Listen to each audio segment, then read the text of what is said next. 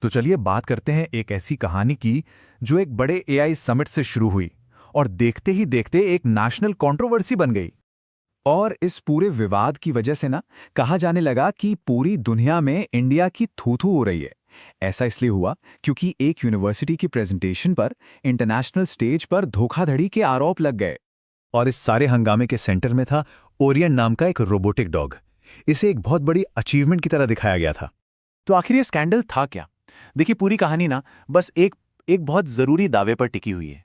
आरोप ये था कि गलगोटिया यूनिवर्सिटी की फैकल्टी ने समिट में दावा किया कि उन्होंने ओरायन को डेवलप किया है, मतलब खुद बनाया है। पर बहुत जल्द पता चला कि अरे, ये तो चीन से खरीदा हुआ एक प्रोडक्ट था।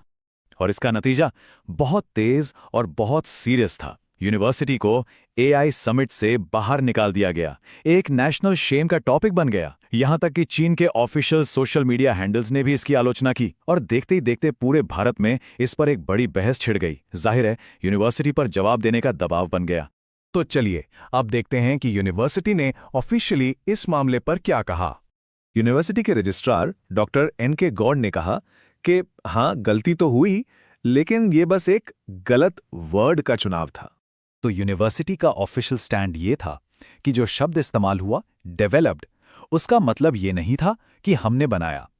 उनका कहना था कि रोबोट को फॉर डेवलपमेंट खरीदा गया था, मतलब स्टूडेंट्स की रिसर्च और लर्निंग के लिए, एक टूल की तरह। और एआई को लेकर अपनी कमिटमेंट दिखाने के लिए यूनिवर्सिटी ने यह भी बताया कि उन्होंने इस फील्ड के लिए पूरे 350 करोड़ रुपए का बजट अलग से रखा हुआ है। ये बजट एक नए डेडिकेटेड आर्टिफिशियल इंटेलिजेंस ब्लॉक के लिए है, जहां वर्ल्ड क्लास लैब्स होंगी। तो मतलब उनका कहना था कि इरादा धोखा देने का नहीं, बल्कि सीखने सिखाने का था। लेकिन कहानी इतनी सीधी भी नहीं है, ये और भी उलझती चली गई। पर क्या ये सच में सिर्फ शब्दों का चुनाव था, एक मामूली सी गलती? न्यूज पिंच के जर्नलिस्ट ने इस पर सवाल उठाए।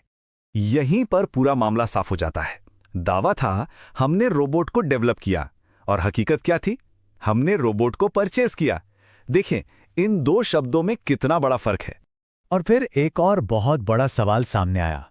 आखिर एआई एक्सपर्ट की जगह एक मास कम्युनिकेशन के प्रोफेसर उस रोबोट को क्यों प्रेजेंट कर रहे थे? इससे शक होता है कि शायद फोकस टेक्नोलॉजी पर कम और प्रेजेंटेशन पर ज्यादा था। इस पर यूनिवर्सिटी ने क्या जवाब दिया? उन्होंने कहा कि एआई फैकल्टी और डीन दोनों ही समिट में मौजूद थे, लेकिन सवाल मास कम्युनिकेशन की प्रोफेसर से पूछ लिया गया। यूनिवर्सिटी ने माना कि उन्हें टेक्निकल नॉलेज नहीं थी और उन्हें जवाब देना ही नहीं चाहिए था। तो उनके मुताबिक ये बयान नॉलेज की कमी की वजह से हुई एक गलती थी। और जब लग रहा था कि मामला शायद संभल जाएगा, तभी एक दूसरा आरोप भी सामने आ गया। इस बार बात एक साउथ कोरियन ड्रोन की थी, जिसे यूनिवर्सिटी ने अपना क्रिएशन बताकर पेश किया था।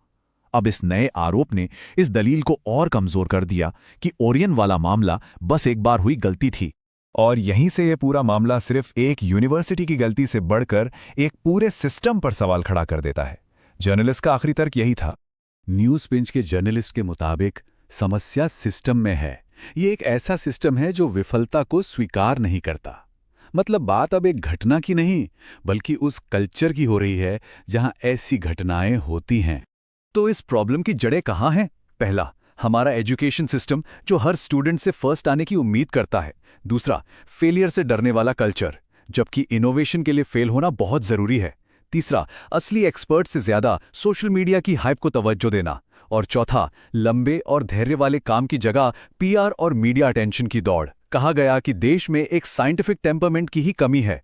इन सब वजहों से एक ऐसा माहौल बनता है जहां असली मेहनत से ज्यादा सफलता का दिखावा करना आसान लगने लगता है। खैर, यूनिवर्सिटी ने इस पूरे मामले पर अफसोस जताया है और एक कमेटी बनाकर एक्शन लेने का वादा भी किया है। लेकिन इस घटना ने जो बड़े सवाल खड़े किए हैं, वो अभी भी बने हुए हैं। तो आखिर में सवाल यही बचता है कि क्या ये सिर्फ एक प्रोफेसर की जुबान फिसलने का मामला था, या फिर ये इनोवेशन को लेकर हमारे पूरे अप्रोच में एक बहुत बड़ी गड़बड़ी का इशारा है? ये एक ऐसा सवाल है जिस पर सोचना बहुत जरूरी है।